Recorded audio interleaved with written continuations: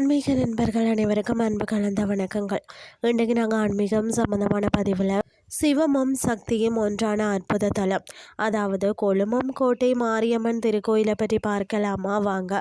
பழனியில் இருந்து சுமார் 20 கிலோமீட்டர், மற்றது உடுமலையில் இருந்து 18 கிலோமீட்டர் தொலைவில் அமராவதி ஆற்றின் கரையில் அமைந்திருக்கும் ஆன்மீக அதிசயம்தான் கொழுமம் கோட்டை மாரியம்மன் திருக்கோயில்.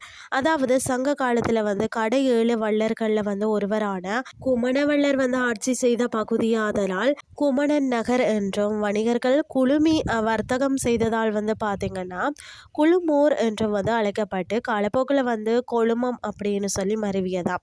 உயரமான மேடான பகுதியில் கோட்டை போன்ற அமைப்பில் வீட்டிருந்து ஊரை காப்பதால் தான் அம்பாள் கோட்டை மாறி என்றும் போற்றப்படுகிறார். அதாவது இந்த தலத்தின் சிறப்புகள் பார்த்தீங்கன்னா, சிவலிங்க வடிவில் அம்மன். பொதுவாக பார்த்தீங்கன்னா மாரியம்மன் உருவ திருமேனியுடன் காட்சி தருவார். ஆனால் இங்கு ஆவுடையாருடன் கூடிய 2.5 அடி உயர சுயம்பு சிவலிங்க வடிவத்திலேயே காட்சி தருகிறார். இந்த லிங்கத்தையே அம்பாளாக பாவித்து புடவை சாத்தி அபிஷேக ஆராதனைகள் செய்யப்படுகிறது. அதாவது பார்த்தீங்கன்னா தோண்ட தோண்ட முடியாத ஆதி மூலம் அமராவதி ஆற்றில் மீனவர் வலையில் மீண்டும் மீண்டும் சிக்கிய இந்த லிங்கத்தை அம்பாளின் அசரீரி உத்தரவுப்படிதான் ஊர் மக்கள் பிரதிஷ்டை செய்ய தோண்டிய போது அதன் அடிப்பாகத்தை காணவே முடியவில்லையாம். அணையா விளக்கு, அதாவது கருவறையில் எப்போதுமே ஒரு அணையா விளக்கு சுடரொளியுடன் எரிந்து கொண்டிருப்பது தான் இந்த தலத்தின் மற்றொரு சிறப்பாக காணப்படுகிறது.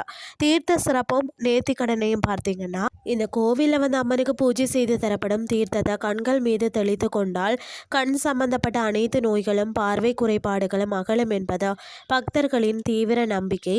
மேலும் அம்மை நோய் நீங்கவும், குழந்தை பாக்கியம் பெற மரங்களின் தொட்டிகளை கட்டி நேர்த்திக்கடன் செலுத்தவும் ஏராளமான பக்தர்கள் வருகை தாரார்கள். அது மட்டும் இல்லாமல் புதிய காரியங்களை தொடங்கும் முன் அம்பாளின் திருமேனியில பூக்களை வச்சு வாக்கு கேட்கும் வழக்கம் இங்கும் இன்று கடைபிடிக்கப்படுகிறது.